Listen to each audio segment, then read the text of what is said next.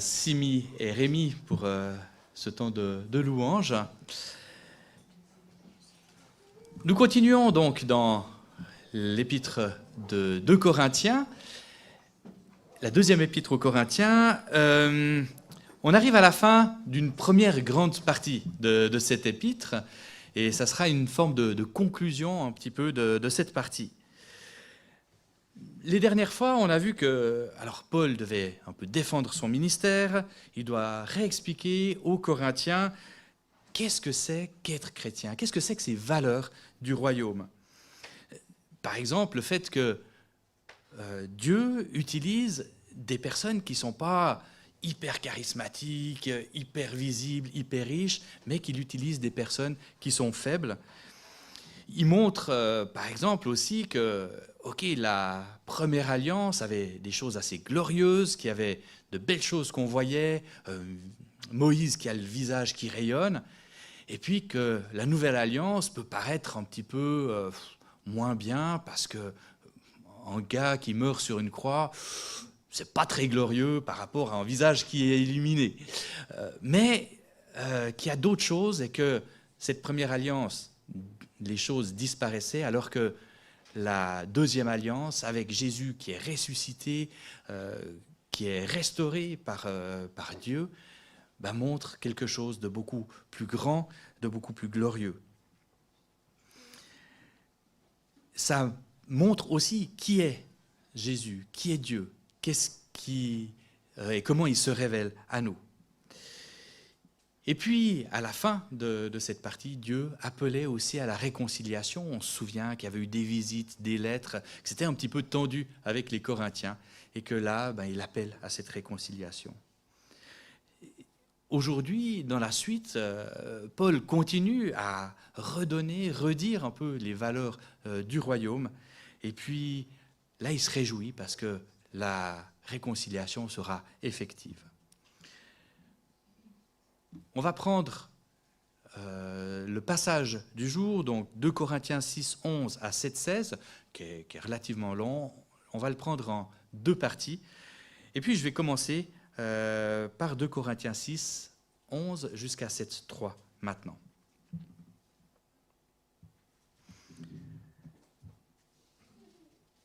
Nous vous avons parlé ouvertement, Corinthiens. Nous vous avons largement ouvert notre cœur. Vous n'y êtes pas à l'étroit, mais c'est votre cœur qui s'est rétréci. Rendez-nous l'appareil. Je vous parle comme à mes enfants. Ouvrez-nous, vous aussi, votre cœur. Ne formez pas un attelage disparate avec des incroyants. En effet, quelle relation y a-t-il entre la justice et le mal? Ou qu'y a-t-il de commun entre la lumière et les ténèbres? Quel accord y a-t-il entre Christ et le diable et Bélial? Ou quelle part le croyant a-t-il avec l'incroyant? Quel rapport peut-il y avoir entre le temple de Dieu et les idoles? En effet, vous êtes le temple du Dieu vivant. Comme Dieu l'a dit, j'habiterai et je marcherai au milieu d'eux. Je serai leur Dieu et ils seront mon peuple. C'est pourquoi sortez du milieu d'eux et séparez-vous, dit le Seigneur. Ne touchez pas à ce qui est impur et je vous accueillerai. Je serai pour vous un père et vous serez pour moi des fils et des filles, dit le Seigneur Tout-Puissant. Puisque nous avons de telles promesses, bien-aimés, purifions-nous de tout ce qui souille notre corps et notre esprit, et poursuivons jusqu'au bout la sainteté dans la crainte de Dieu. Faites-nous une place dans votre cœur. Nous n'avons fait de tort à personne, nous n'avons ruiné personne, nous n'avons exploité personne. Ce n'est pas pour vous condamner que je parle ainsi, car j'ai déjà dit que vous êtes dans notre cœur, à la vie et à la mort. Un passage un petit peu étonnant, Les questions viendront après, rassurez-vous, ou rassurez-vous pas. Tout d'un coup, à 6,14, après avoir parlé « vous êtes dans notre cœur, j'ai ouvert votre cœur », il parle « mais ne formez pas un attelage avec les incroyants, un disparate avec les incroyants ». Il y a vraiment une coupure qui est nette, et alors là, ça fait couler beaucoup d'encre chez les théologiens. Et puis, un peu plus loin, Paul reprend un petit peu le fil de sa pensée. Pour moi, il y a quand même en tout, et c'est ce qu'on va voir un petit peu aujourd'hui. Paul, comme je l'ai dit, arrive à la fin d'une partie de sa lettre, et puis il s'est exprimé sur ce qui le chagrinait dans ses relations avec les Corinthiens. Et ça commence en 2,14, donc tout au début de la lettre. Et durant toute cette partie, durant ces 5 chapitres, Paul n'arrête pas de dire « mais ok, je dois être un petit peu dur avec vous, vous n'avez pas tout bien compris, mais je vous aime vraiment, je vous porte dans votre cœur. » Et puis, dans toute cette partie aussi, Paul va insister sur le fait de suivre les valeurs du royaume. Les Corinthiens, contrairement à beaucoup d'autres églises qu'on retrouve dans le Nouveau Testament, sont vraiment d'origine païenne. Il y a peu de juifs qui sont là-bas. Ils ont un arrière-plan païen. Et le saut entre leur culture païenne, avec le culte des idoles, avec tout ce que ça représente, et de vivre selon les valeurs de l'Évangile, est immense. Et forcément, ils mettent du temps à bien comprendre ça. Alors Paul doit sans cesse redire et répéter ce que c'est que vivre en tant que chrétien dans un monde païen. Je donne, ou je viens de donner en cours à la Startup Ministries d'histoire de l'Église. J'ai un petit peu retravaillé ce cours pour parler du XXe, XXIe siècle. Et dans le cadre de ça, j'ai lu plusieurs livres, dont un livre d'une philosophe française qui s'appelle Chantal Delsol. Elle dit, mais pour elle, la société actuelle vit ce qu'elle appelle une inversion normative. On va revenir en arrière, c'est en cours d'histoire de l'Église, je ne vais pas le faire en entier, rassurez-vous aussi, mais au IVe siècle. Au IVe siècle, il y a Constantin et puis Théodose. Depuis Théodose, le christianisme est la religion officielle. Imaginez pour les gens qui étaient dans une culture païenne le chamboulement. J'avais pas beaucoup d'argent, j'ai un enfant, bon, qu'est-ce que je fais? Je vais trouver une pierre un petit peu chaude, je le prends dans la forêt, je le pose, et puis, voilà, je l'entends pas, ou je le mets dans la cave. Aujourd'hui, on a l'avortement qui correspond un petit peu à ça. Aller voir les prostituées, avoir des maîtresses, etc. Le divorce, c'était tout à fait normal et ça allait vraiment de soi, quasiment. Ça se faisait très, très facilement. On entend parler de ces hommes qui avaient un protégé à qui ils introduisaient leur réseau, mais avec qui ils avaient des relations sexuelles. Donc il y avait toute cette pédérastie aussi qui était là à ce moment-là. Le christianisme arrive et tout ça est arrêté. D'un jour à l'autre, quasiment en une cinquantaine d'années, donc dans un temps très très court, on s'organise pour que les enfants puissent être gardés si les personnes ont des soucis financiers. On arrête les divorces. Tout ce qui est pédérastie, etc., ça c'est fini. Culte aux idoles, c'est banni. Aujourd'hui, on revient quasiment à ce que c'était au IVe siècle. Toutes ces valeurs, parce que le christianisme est en train de tomber, on revient là. C'est un petit peu la thèse de Chantal Delsol, et elle le montre, et je trouve vraiment intéressant. Et ça, on le voit, en fin de compte, dans un choc un petit peu de culture. Au moment du mariage pour tous, en France, il y a la manif pour tous. On est avec deux cultures qui s'affrontent, qui ne se comprennent pas forcément.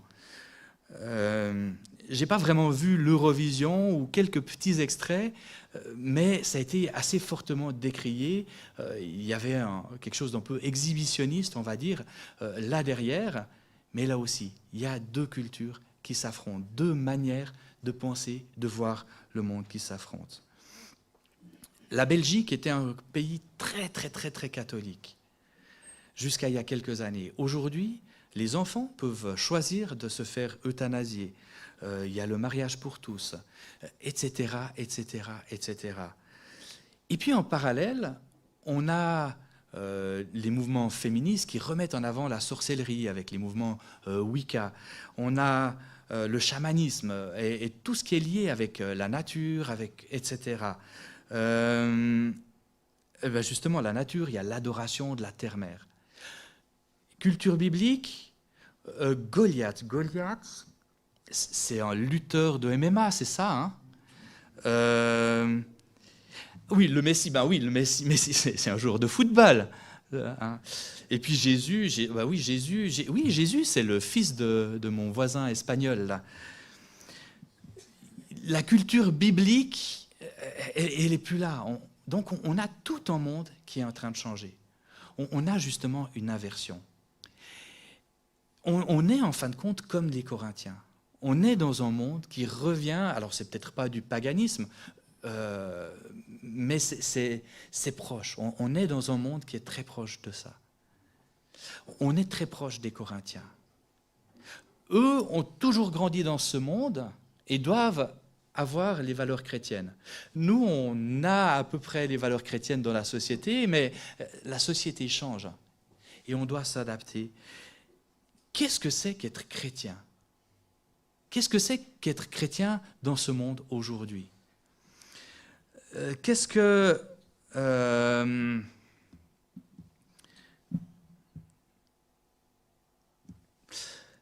comment est-ce qu'on doit se positionner? Comment on peut se positionner face à notre société?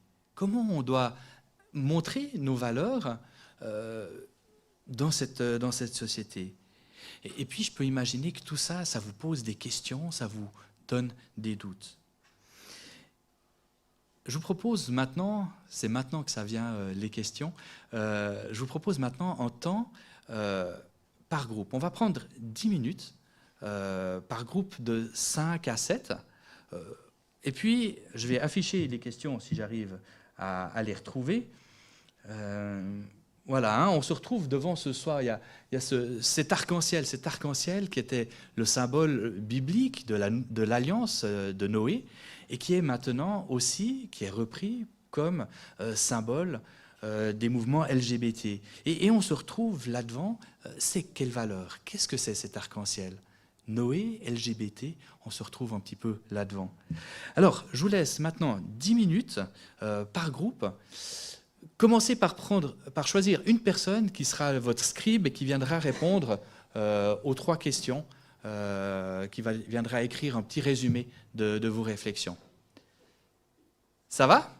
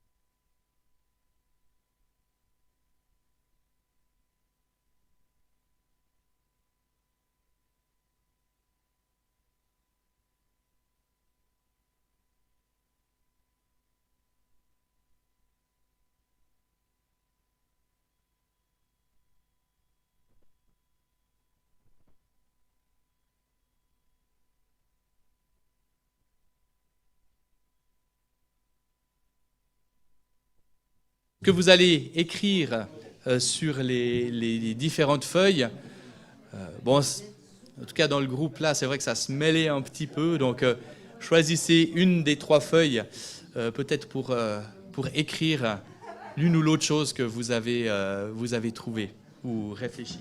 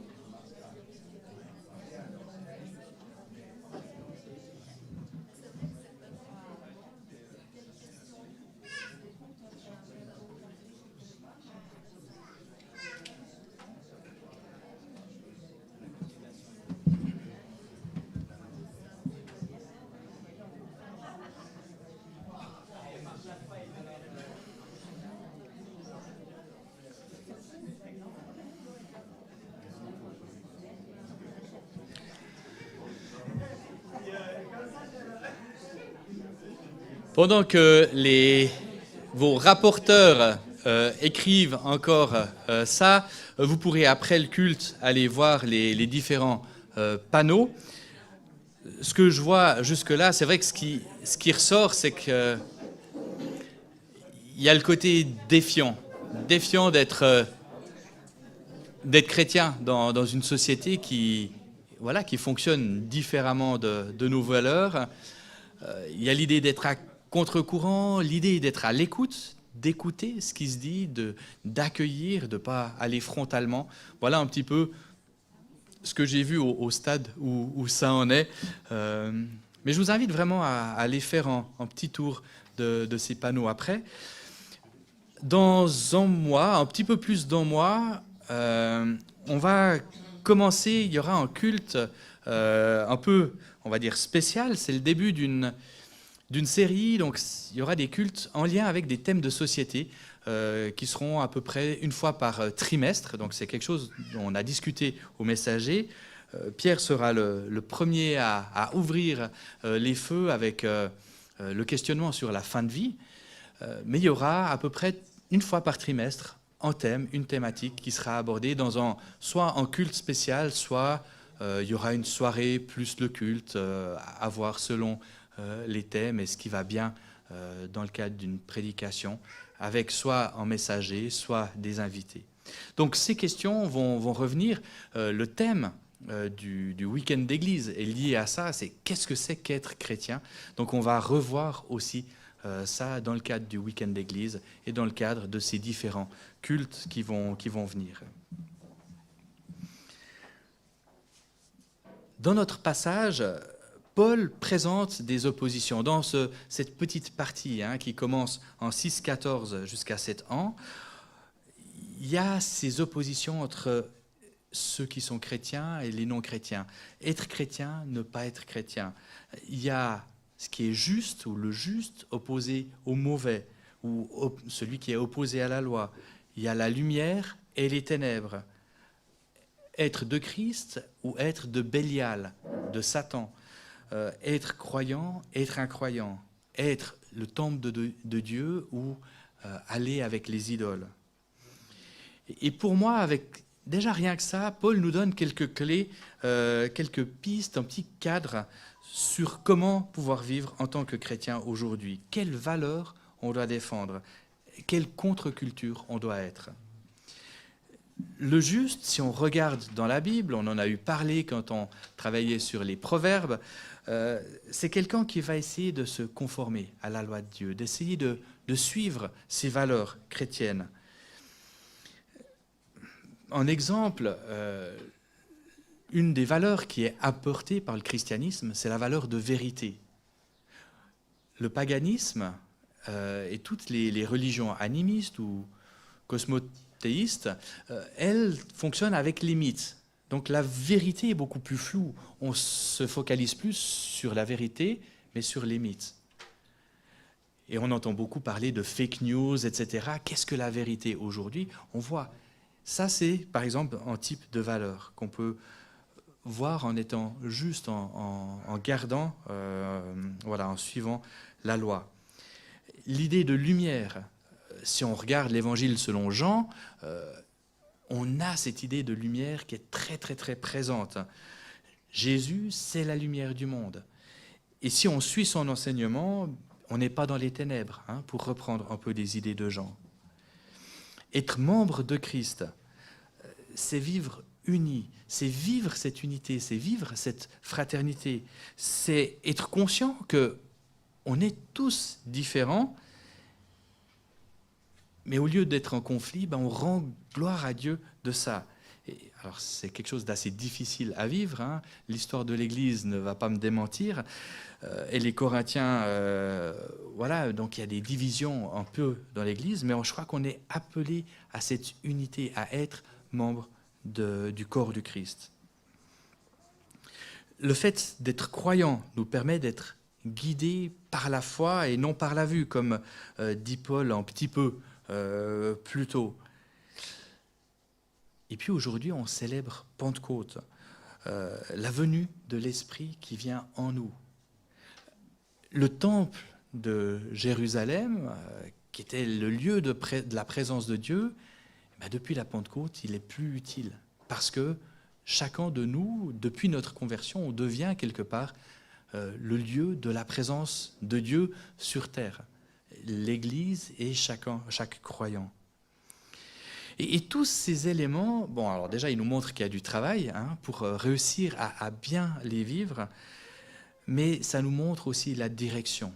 Dans quelle direction est-ce que je peux aller?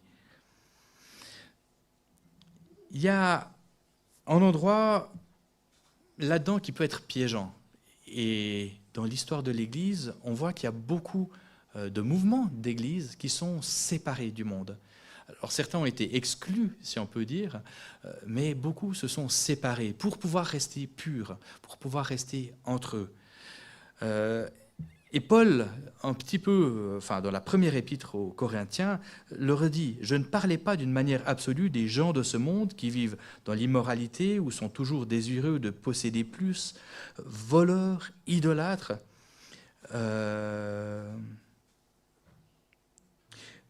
C'est pas la traduction que j'avais lue, et c'est pas top. Mais en gros, il dit, autrement, il faudrait sortir du monde. En gros, il dit, non, il faut pas se séparer du monde dans ce sens-là. C'est pas sortir du monde qui est là. Donc en tant que chrétien, et vous l'avez vu, c'est difficile. On doit se positionner sur une ligne de crête entre à la fois être dans ce monde, mais ne pas être du monde. Et ça, c'est un des défis. Et c'est pour ça qu'on a besoin aussi de vraiment de l'esprit, de le laisser pénétrer, de nous laisser imprégner de ces valeurs pour pouvoir vivre sur cette ligne de crête.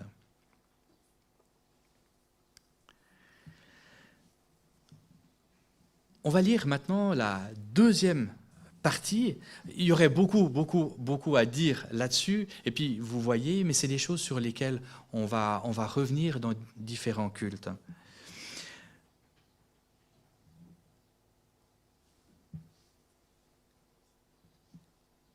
J'ai une grande confiance en vous. J'ai toute raison d'être fier de vous. Je suis pleinement réconforté, débordant de joie au milieu de toutes nos difficultés. On passe dans un autre registre, là. Depuis notre arrivée en Macédoine, en effet, nous n'avons connu aucun repos. Nous étions au contraire pressés de toutes parts, lutte au dehors, crainte au dedans. Mais Dieu, qui réconforte ceux qui sont abattus, nous a encouragés par l'arrivée de Tite. Vous vous souvenez, Paul cherchait Tite à Troas, il ne l'avait pas trouvé, il va en Macédoine et là, soulagement, il le retrouve. Non seulement par son arrivée, mais encore par le réconfort qu'il avait reçu de nous. Il nous a raconté votre vive affection, vos larmes, votre zèle pour moi, de sorte que ma joie a été d'autant plus grande. Même si je vous ai attristé par ma lettre, je ne le regrette pas. Et si je l'ai regretté, car je vois que cette lettre vous a momentanément attristé, je me réjouis maintenant. Non pas de ce que vous avez été attristé, mais de ce que votre tristesse vous a mené à changer d'attitude. Car vous avez été attristé selon Dieu, si bien que vous n'avez subi aucun dommage de notre part. En effet, la tristesse selon Dieu produit une repentance qui conduit au salut et que l'on ne regrette jamais, tandis que la tristesse du monde produit la mort. Cette même tristesse selon Dieu, voyez quel empressement elle a produit en vous, quelles excuses, quelle indignation, quelle crainte, quel désir ardent, quel zèle, quelle punition vous avez démontré à tout point de vue que vous étiez pur dans cette affaire. Si donc je vous ai écrit, ce n'était ni à cause de celui qui a commis le tort, ni à cause de celui qui l'a subi, c'était afin de rendre évident à votre esprit devant Dieu votre empressement pour nous. Mais voilà ce qui nous a réconfortés. Mais nous n'avons pas seulement été réconfortés, nous avons été beaucoup plus encore réjouis de constater la joie de Tite qui a eu l'esprit tranquillisé par vous tous. Et si je me suis quelque peu vanté à votre sujet devant lui, je n'ai pas eu à en rougir. Mais comme nous, vous avons toujours dit la vérité, ce dont nous nous sommes montrés fiers auprès de Tite, c'est aussi trouver être la vérité.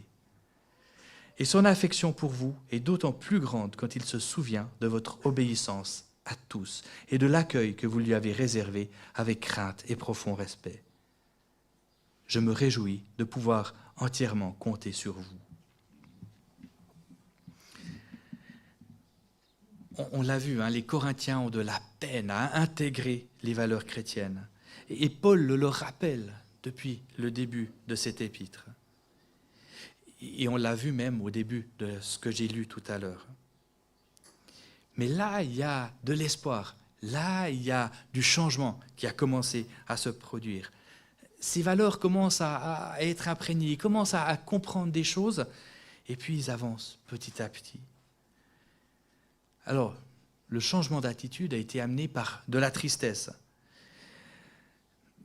J'imagine que les visites de Paul n'ont pas dû être très agréables. Il a dû un petit peu les reprendre. Les lettres qu'il a faites, les visites de Timothée, les visites de Tite ont dû être assez rudes. L'ego des Corinthiens a dû être touché et ça a peut-être produit un peu de l'amertume, mais au final, ça a produit une tristesse. Ça les a fait réfléchir et ça les a amenés à une transformation. Paul distingue deux types de tristesse. Il y a cette tristesse du monde et cette tristesse qui vient de Dieu. Pour donner un exemple, on le trouve durant la Passion, Judas et Pierre. Judas comprend tout d'un coup la portée de ses actes, il est bouleversé, et là, sa tristesse, elle n'amène pas un changement, il va se donner la mort. Et puis de l'autre côté, on a Pierre. Pierre qui se rend compte qu'il a renié Jésus. Ça l'attriste au plus profond de lui, mais il se laisse transformer.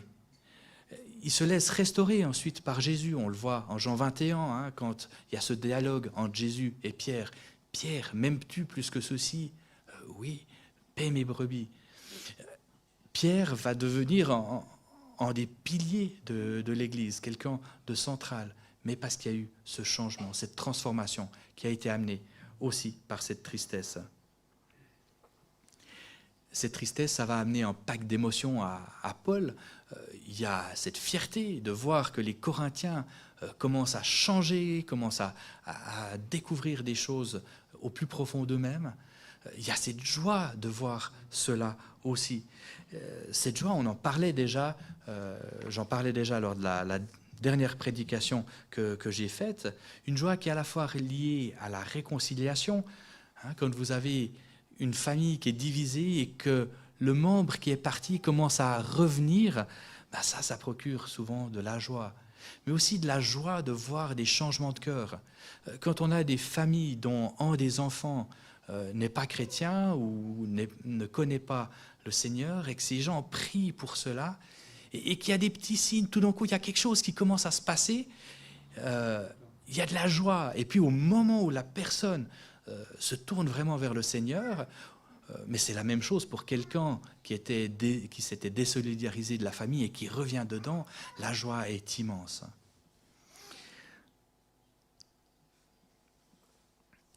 Pour conclure, alors je suis allé assez vite sur cette partie-là, mais je crois qu'il y a quelques éléments qu'il faut qu'on garde à l'esprit.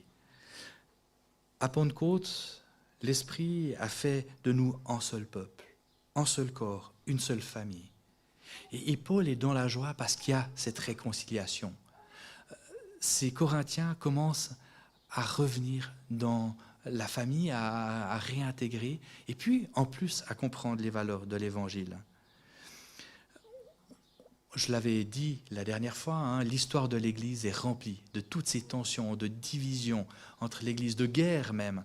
Et on ne sait pas toujours très bien gérer cela. On doit apprendre. Et ce texte de Paul doit nous amener vers la réconciliation, vers l'unité, nous permettre de réfléchir où est-ce qu'il y a des sources de division entre nous. Ça ne veut pas dire qu'on ne doit pas être d'accord sur tout. On peut avoir des choses où on est différent, où on n'est pas d'accord de la même manière. Mais comment est-ce qu'on gère ça ?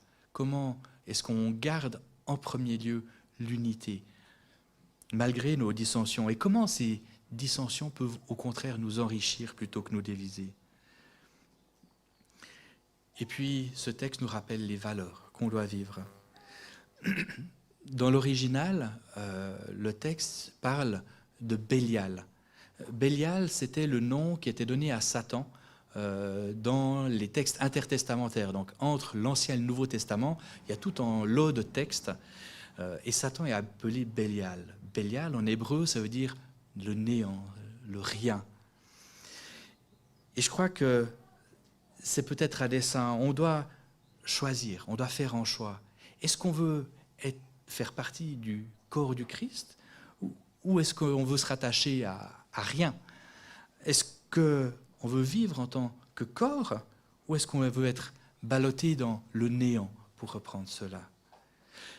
Voilà un peu ce qu'on doit garder, ce qui doit nous rester en tête pour cela. Amen.